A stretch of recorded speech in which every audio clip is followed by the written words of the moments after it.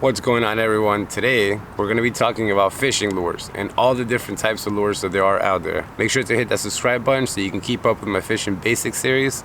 Also, check out my other fishing videos. All right, let's get right to what we came here for and talk about lures.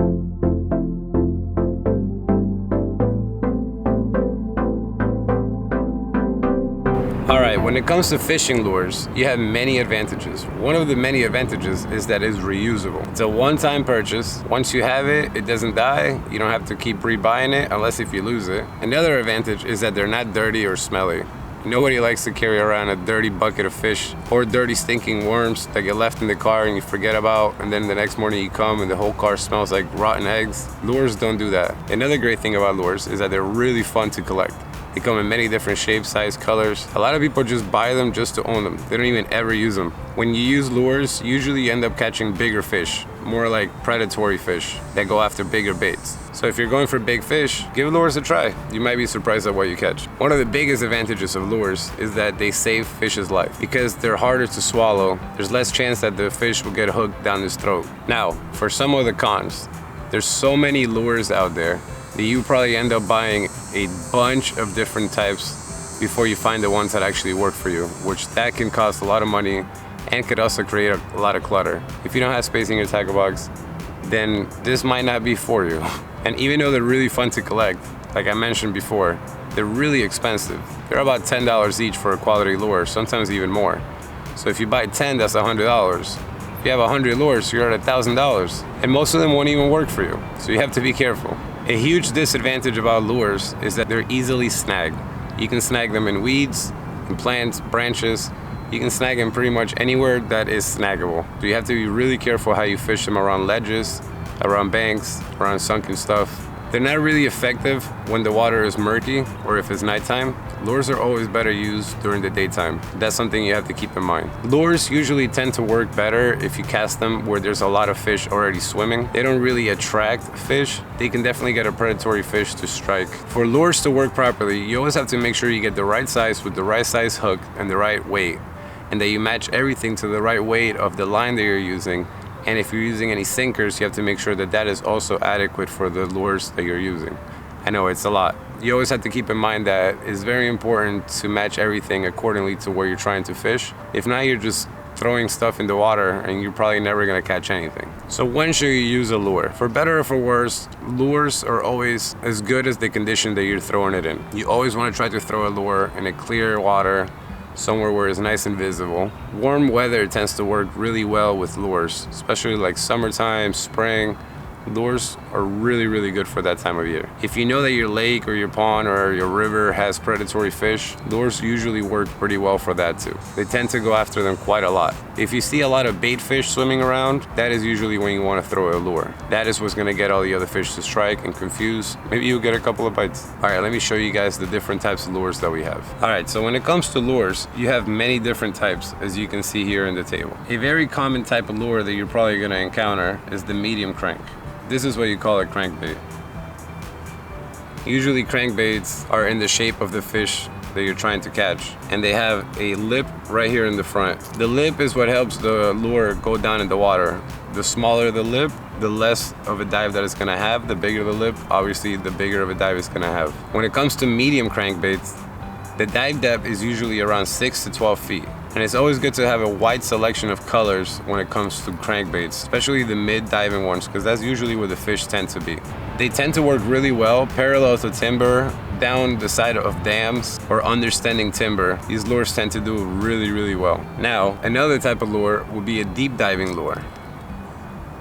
This one has a bigger style bill, which means that once the water hits it, it's gonna just dive straight down. These usually tend to cast out a lot further because they're heavier, and a lot of times they have sound inside, like some type of rattle to bring the fish out. When you cast these out, once you cast, you wanna make sure that you point your fishing rod all the way down and just crank it slowly. Sometimes you can give it a couple of jerks. But this works really, really well during the summertime, because during the summertime, fish tend to go really deep in the water because of the temperature. So if you want to catch big bass, you have to use a deep diving bait.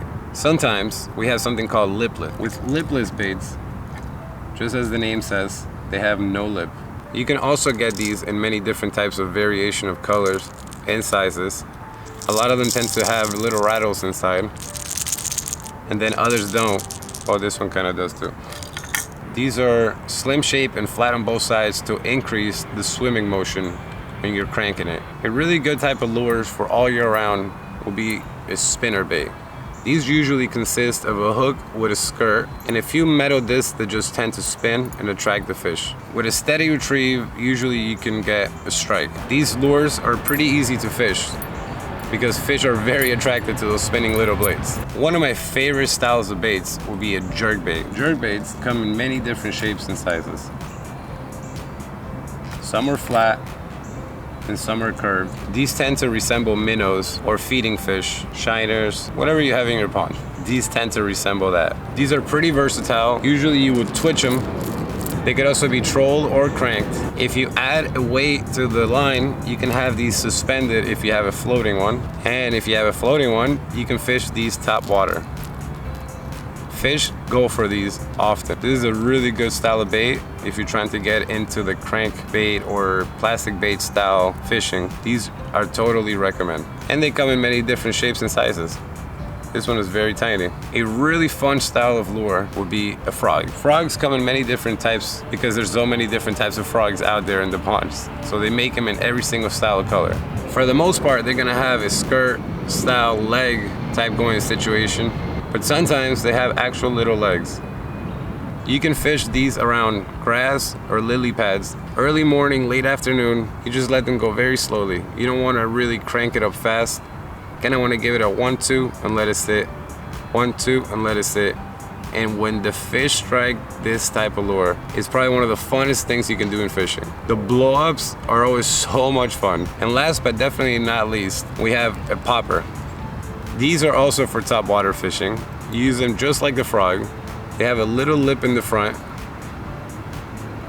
and that lip creates a little wave of water that pops out through the front every time that you give it a little twitch.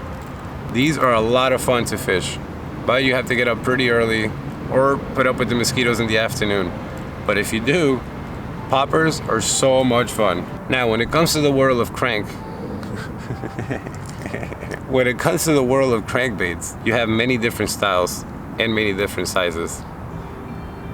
So don't forget, always make sure that you match it to the style of fish that you're trying to catch. Because if you're looking for it, it's definitely out there. And you'll be surprised at how many big bass you can catch with this tiny little lure. All right, guys, that's all I have for you. Subscribe to the channel, leave a comment, hit the like button, hit the notification bell so you can keep up with any uploads that I do.